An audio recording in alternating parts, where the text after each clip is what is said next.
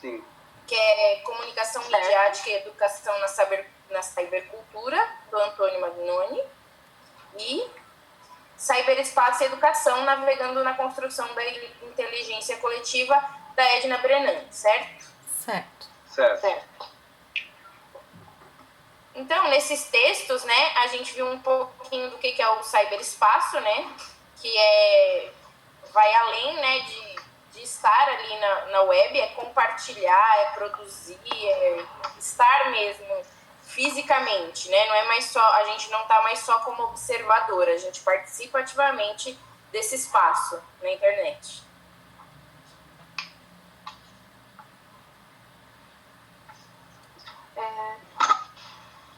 E a gente não só participa, como cria comunidades, né, também, né?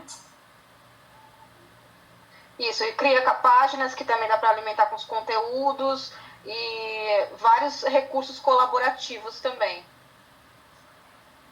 E a questão, aí o maior desafio nesse caso, conforme vai se estruturando, né, esse cyberespaço e a cybercultura, um grande desafio que a gente tem hoje,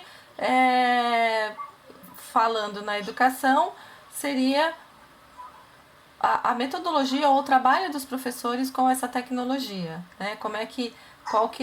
Qual é a concepção de ensinar e aprender dentro desse cyberespaço hoje? Isso, a gente tem um trecho em um dos textos que fala que o professor, ele está usando, né, a internet, mas que ele reproduz o que ele já fazia em sala de aula do mesmo jeito, assim, sem interação do aluno, né? Então, ao invés dele escrever na lousa, ele projeta um slide. E a ideia não é só essa, né, de utilização do cyberespaço. É uma coisa mesmo colaborativa, que o aluno também participe, não seja só um observador. Exatamente, e também tem algumas formas que alguns professores fazem de disponibilizar o conteúdo online. Isso também não significa que ele está rompendo com a forma conservadora e aquela forma padronizada de ensinar e aprender, né? A disseminação do conhecimento, ele teria que utilizar vários recursos audiovisuais, fazer conexão com outras mídias para poder conseguir chamar a atenção do aluno, motivar o aluno de outras formas. Vocês que são professoras saberiam até melhor dizer isso, né? Essa coisa de utilização, né? de outros meios, né? Para poder motivar o aluno, fazer hiperlink de várias outras mídias, né? Então, isso é bem importante mesmo que você está dizendo, né, Ana? E por isso que, assim, volto a dizer, o texto enfatiza isso também. Os dois textos, na verdade, né, falam da formação dos professores para o uso dessas tecnologias e para mudança de concepção, é uma mudança de paradigma mesmo. Então, é assim, o conteúdo, as informações não precisam mais ser transmitidas pelos professores, porque isso já está. Então, se a gente entender o cyberespaço como um ambiente coletivo de produção e de criação, você não precisa, o professor não é mais aquele que vai trazer a informação já está aí, mas o professor, ele tem que, junto com os alunos, também criar, produzir, articular, interpretar. Então, essa formação do professor é importante para que ele consiga agora trabalhar com esse novo espaço e com esses novos integrantes desse espaço, que são, e aí o outro autor até coloca, que são os nativos digitais, né? Bom, fugiu o que eu ia dizer agora. Só complementando, posso? Pode. Então, só complementando, né, o que a Ana e a Karen disseram, eu acho assim que a gente tem que estar o tempo inteiro se atualizando, falar a linguagem do aluno. Então, o que está pegando hoje, qual a rede social que eles mais estão utilizando, como que a gente vai lá em contato com o nosso aluno. No meu caso, eu crio grupos pelo Facebook, Então, cada turma, né? Então, sexto ano A tem um grupo, sexto ano B tem outro grupo, e aí eles tiram foto do que teve lá na lousa, né? A matéria que teve na lousa, posta lá no grupo para o coleguinha que não foi conseguir fazer atividade, entregar lição de casa, o trabalho, fica ali um registro. E também eles questionam, né? Se tem alguma dúvida, me pergunta por ali mesmo. Outra coisa que eu estou usando bastante com os meus alunos e estou sendo bastante criticada é o WhatsApp. Porque que absurdo, como eu dou meu celular para um aluno, mas quase todos os meus alunos têm o meu WhatsApp. Porque eles me entregam trabalho pelo WhatsApp. Então, alguma questão que eu deixei na lousa aqui para eles responderem, ou alguma obra que eu pedi para fazer, eles fotografam e mandam a imagem para saber se está certo, se não está, se está no caminho. É uma forma não de eu utilizar como recurso de sala de aula mesmo, mas como um recurso do dia a dia, de comunicação. Eu estar em contato com o meu aluno, e para eles isso é muito importante. Tem funcionado legal. Eu tenho visto também... os alunos usando muito o WhatsApp para fazerem os trabalhos em grupo.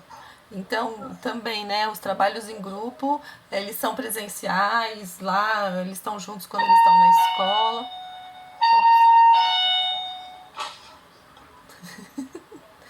Mas fora da escola, eles se reúnem também via WhatsApp, via outras, enfim, como a gente está fazendo aqui, né? E vão não só compartilhando, mas eles vão criando, co-criando, né? Com o uso da tecnologia. Sim. E isso entra num aspecto que você está falando da inteligência coletiva, né? Que esses documentos digitais proporcionam parte disso também. E eu acho que tem muito disso mesmo nessa nova configuração em que a gente está vendo. Isso já está muito. Não chegou a dar força na escola ainda, mas fora da escola já é um hábito, né? Então não tem muito como fugir disso. É bem como trazer esse conteúdo ressignificando algumas coisas. Como a Marta, por exemplo, que deu o número do WhatsApp dela. Embora seja o número do celular, o WhatsApp já é uma coisa para eles, como é que eu vou dizer? É um uso natural, eles usam de forma cotidiana, né? Não, de que o celular é normal. Então, acho que essa é uma outra dificuldade. Enquanto professor, as tecnologias... Posso fazer uma parte aqui, Roberta? É que assim, acho que tem algum som lá na Roberta que daí tá interferindo no som do Léo. Aí talvez fosse legal quando quem não estiver falando, desligar o microfone, não sei se ajuda para não interferir muito. Sim, ajuda. Né? Então vou desligar o meu.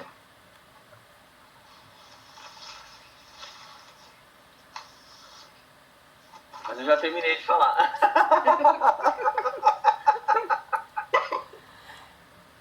Então eu posso falar duas coisas? Eu posso falar duas coisas na hora que para complementar a fala do Léo, que é o seguinte, uma que é quando você falou de ressignificar, né? Enfim, é bem interessante. O texto do Magnoni traz uma parte que diz assim que uma pesquisa foi feita, vou até dar uma olhada aqui no texto, que os alunos dizem que... Cadê? Porque o Magnoni traz que os games são uma ferramenta, uma estratégia muito interessante para trabalhar com os alunos, levando em consideração tudo isso, ciberespaço, cibercultura, os nativos digitais, essa nova, o Homo sapiens, né, que é digital, enfim, que os games são uma ótima estratégia para isso. No entanto, uma pesquisa mostrou que os alunos acham os games educacionais, ou jogos educacionais, mesmo os digitais, os alunos acham eles muito desmotivadores, né? Porque são feitos por pedagogos, então o cunho é só educacional, que não tem muitos desafios, que não são muito complexos e que geralmente são de não muito boa qualidade em termos de resolução de tela, essas coisas todas, porque acaba que são feitos com baixo recurso. Então é uma coisa interessante, porque de novo o professor está sendo colocado numa situação assim, o professor, o educador, enfim, a educação em geral. Sempre que a gente fala de tecnologia, é um desafio a introdução da educação nessa questão tecnológica, porque ora é o professor que de fato é despreparado mesmo, a gente sabe que nem as faculdades estão preparando, muitos professores de uma outra era, né, que são os imigrantes digitais, então tem muita dificuldade de entrar, de acompanhar os alunos nisso, e por outro lado, os próprios alunos dizerem, mas aí os pedagogos, eles só olham para o educacional e os games têm que ser desafiadores, então isso é uma coisa interessante de falar. E a segunda coisa que quando o Leonardo estava falando e a Roberta também, me veio à mente essa questão do WhatsApp, que é um exemplo prático. Eu estava numa escola pública e a gente teve lá no comecinho de agosto a visita de uma delegação esqueci agora de onde, do Vietnã. Vieram, porque teve aquele encontro de escolas técnicas, né, o desafio, enfim. E a delegação dos estudantes do Vietnã veio visitar a escola onde eu estava. E aí ninguém se entendia, porque idiomas completamente diferentes, mas deram um jeito, os alunos lá, por mímica, por não sei o que, conseguiram se comunicar. E na hora que os vietnamitas estavam indo embora, os meninos de 7º ano, 6º ano dessa escola aqui brasileira, um deles veio correndo, eu consegui, peguei o WhatsApp dele. Então, o brasileiro pegou o WhatsApp do vietnamita. E na hora eu perguntei, e como vocês vão conversar, né? Em qual idioma? Ele na hora respondeu para mim, Google Tradutor. E pronto. Eles resolvem a vida muito facilmente. A gente é que bota um monte de imbecil.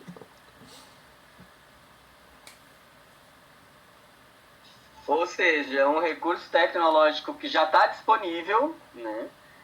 E que provavelmente a gente não pensou em utilizar, né?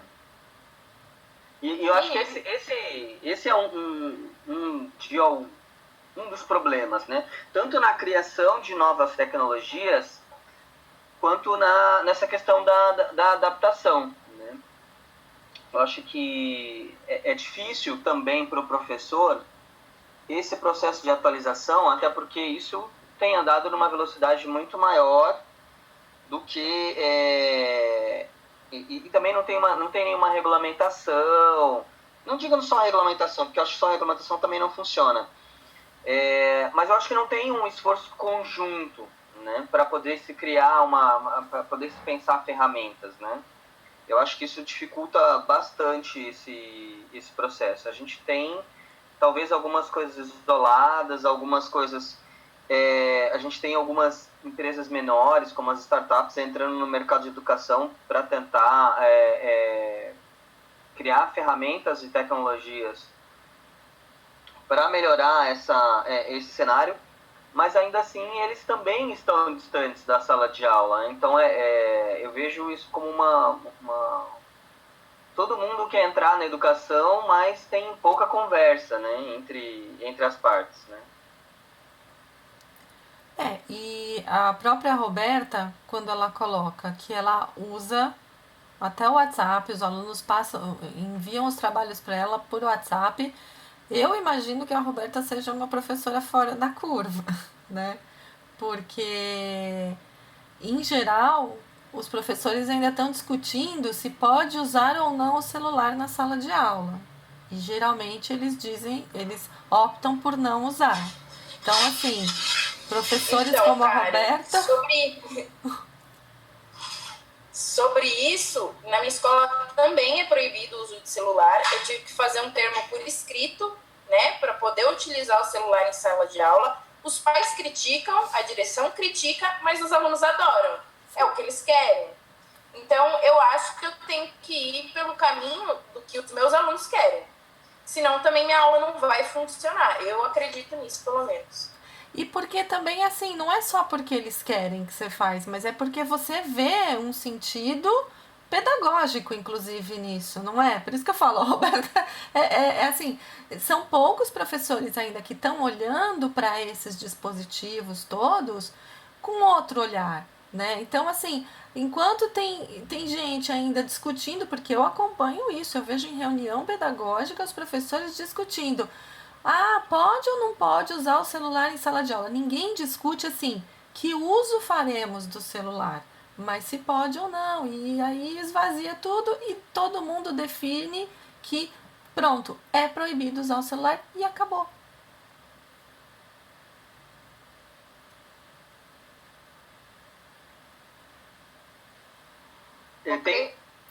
Pode falar. Isso daí, eu creio que é uma possibilidade didática que a Roberta utilizou, né? Que conseguiu se aproximar mais, no caso, né, dos nativos digitais, né, no caso, assim, e é algo bem transformador, né? Porque ela está usando todos os conceitos atuais, né, nessa nova prática dela de aprendizagem.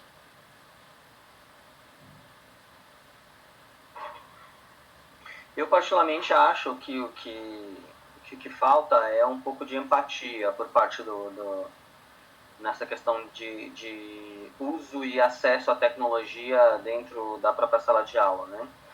Porque de um modo geral,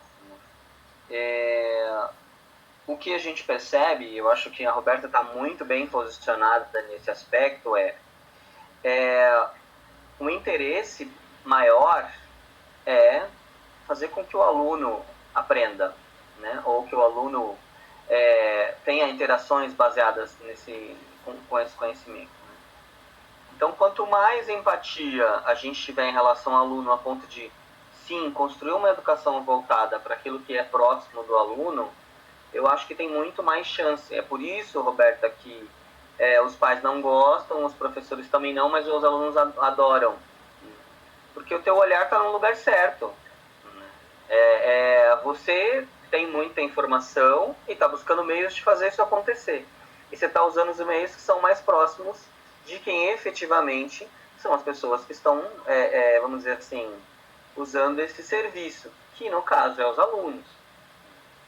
Então vai ser sempre muito mais fácil para eles do que para o pai ou a mãe entender, porque aí a gente está trabalhando com perspectivas mais diferentes ainda, ou seja, se você leva em consideração que um pai pode ter saído da escola há muito mais tempo, né, do que um professor hoje, né? Então, ou seja, sei lá, 10, 15, às vezes 20 anos em que o pai não está na escola, né? Ou seja, e o professor chegou depois disso ainda, né? Então, isso, dentro desse universo, discutir saber cultura e educação,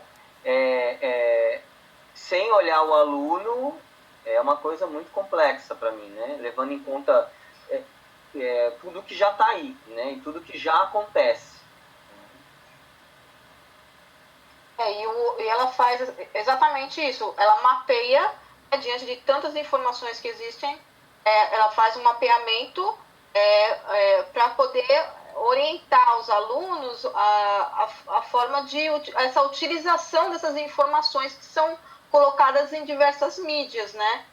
E que é exatamente esse o papel que eu vejo, né, do educador, né? Que ele tem que dar essa orientação, porque geralmente o aprendizado convencional ele dá mais aquele pensamento pronto, né? Então ela está fazendo com que eles construam um conhecimento com essas diversas mídias, diversas informações que existem no meio do cyberespaço, né? Deixa eu pedir a opinião de vocês, assim, para vocês, qual é a principal, até para a gente não caminhar para uma coisa legal, assim, qual a principal dificuldade que vocês entendem que existe para que a tecnologia e a educação se aproximem, né? Então, eu hoje, pela minha experiência, pelo que eu tenho visto, eu acho que o principal são os professores realmente entenderem o que significa usar a tecnologia, para que usar, e não estou dizendo que os professores tenham que ser conhecedores de todos os recursos tecnológicos, não é isso, mas é entender o que fazer com a tecnologia, por que usar a tecnologia e em que momentos. Tanto que quando eu converso com os professores, eu digo, a gente não vai usar a tecnologia só para dizer que está usando, não é isso. Você tem um planejamento, você tem toda uma programação do que você vai fazer e você tem uma intencionalidade. A partir do momento que você sabe aonde você quer chegar e por que você quer chegar, aí você vai escolher todos os recursos que vão ser utilizados para atingir esse objetivo. E alguns desses recursos podem ser recursos tecnológicos, até devem ser recursos tecnológicos, né? Então, assim, mas é muito difícil chegar nesse ponto. E por isso que eu digo que a Roberta, né, é um ponto fora da curva lá do lado, né, do lado positivo mesmo, porque a grande maioria ainda tem bastante dificuldade do que vai utilizar. Então acaba fazendo essa transposição que até o texto diz e que a Ana citou, que é assim, eu pego uma aula que eu escrevia na lousa e agora eu ponho no PowerPoint e simplesmente eu projeto para os alunos.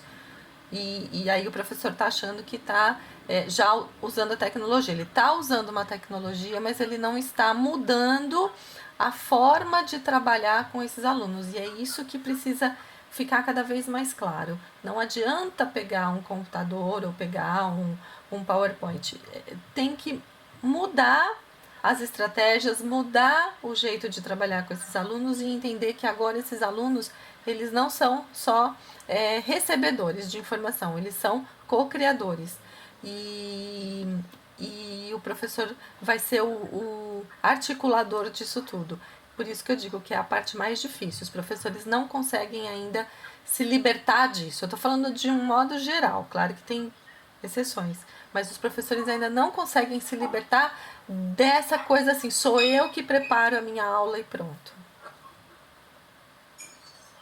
Aqui eu acho que... Pode falar, Ana. Pode complementar, que eu acho que fica legal. Pode complementar. Então, eu acho que o governo já tem se preocupado com isso. Existem informações na rede para o professor. Não sei como funciona na rede particular, mas no estado de São Paulo existem informações. Tem uma formação que eu estou participando agora da Google, toda online, lógico, de como utilizar os recursos do Google em sala de aula. Eu acho que o que falta é o interesse do professor correr atrás mesmo. Quando eu sugeri na escola da gente montar um blog da escola, os professores falaram assim, tá, tudo bem, então a gente separa o material e você posta. Não era isso que eu queria. Eu queria que todo mundo colaborasse, participasse, colocasse a mão na massa, fosse aprender como mexer num blog, como fazer funcionar. E eu estava disposta a isso, estava disposta a ajudá-los. Mas esse tipo de atitude não é bem vista. Por quê? Eles acham que é um trabalho a mais que eles vão ter, entendeu? Que é, assim, uma coisa a mais para ele fazer. Estão implantando também o diário online, né? O diário digital. Todo mundo está reclamando bastante, porque, por enquanto, como é um projeto, a gente está tendo que fazer no papel e no computador. Então, é um trabalho a mais, o governo só dá mais trabalho para a gente, está dificultando, né, o nosso trabalho, está aumentando o que a gente leva para casa. E eu acho que não é bem assim, que existem boas intenções, só que o professor ainda não sabe muito bem lidar com isso.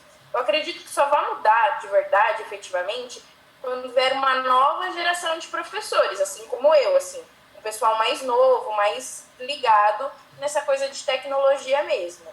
Porque os professores mais antigos são muito resistentes. Concordo.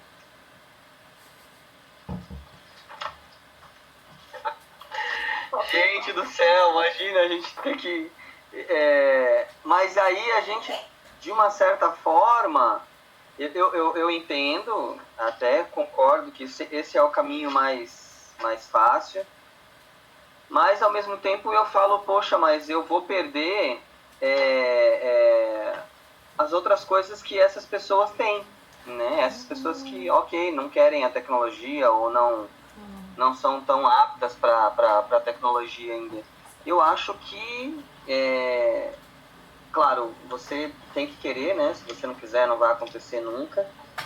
Mas eu acho que tem que existir um meio termo. As coisas precisam ser apresentadas de forma que contemplem ambos os lados, né? Claro, voltando na questão, não tem como, se o cara não quiser, quem não quer, dois não faz, né? Mas eu acho que tem um pouco dessa questão da diretriz, né? Essa questão da vontade para se efetivamente fazer isso, né? Mudar a tua própria perspectiva é muito mais fácil, né? Reclamar do aluno, reclamar das condições, reclamar de uma série de coisas, do que se predispor a um processo de mudança, né?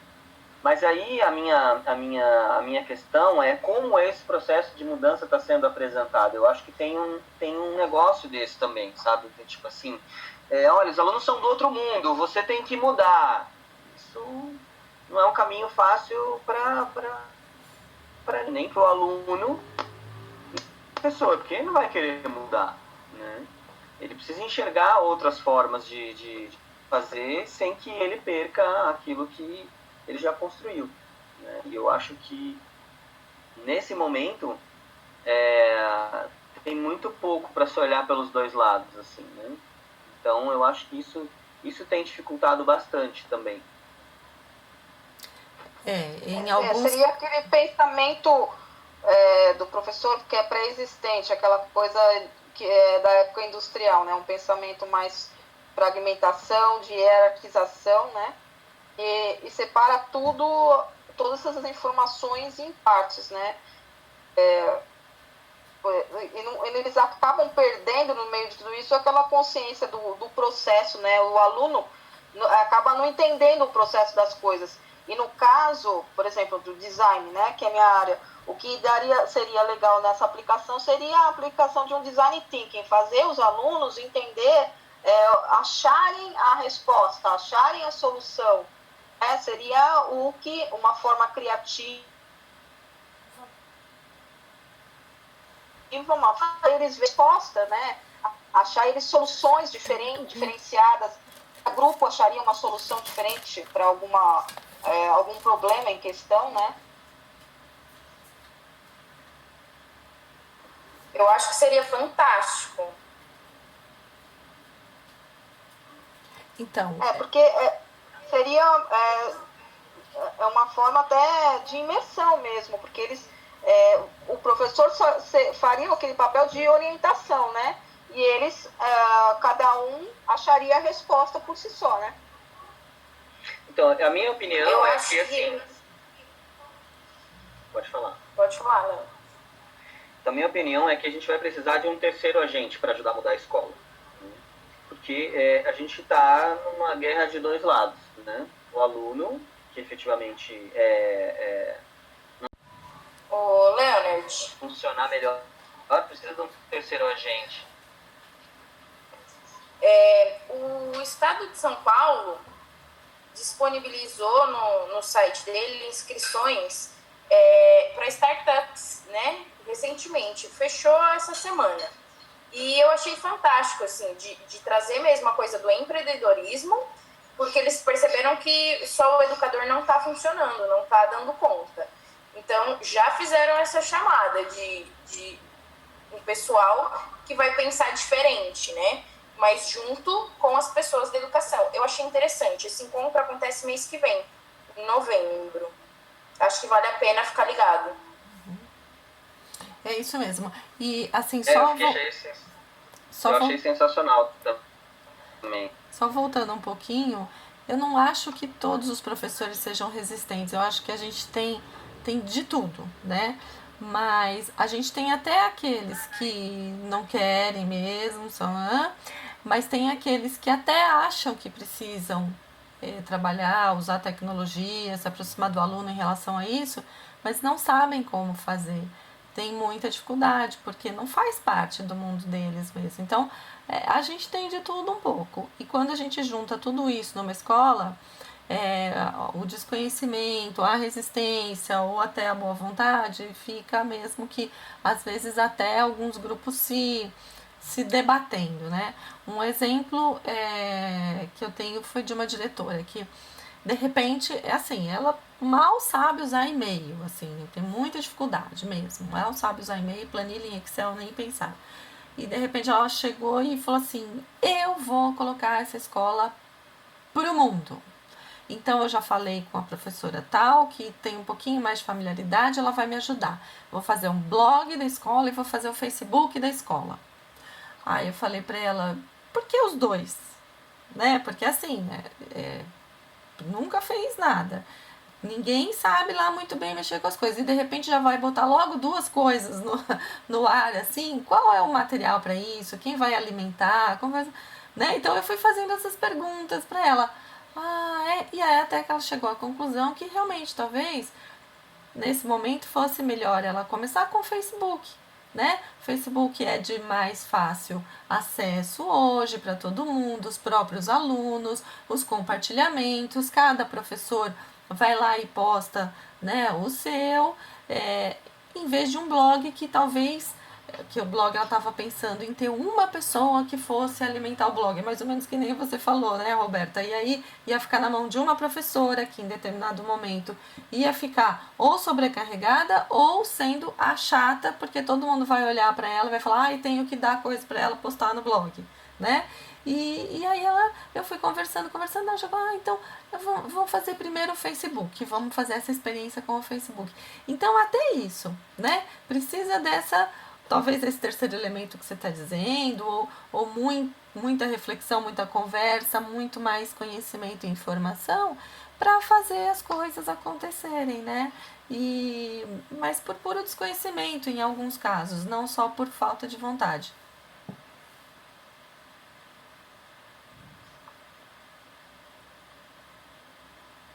Acho que é isso, né? Eu acho que é isso.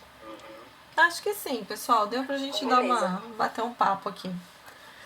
Obrigada, então. Um beijo a todos. Tá bom. Tchau. A gente vai se falando. Até mais. Até mais.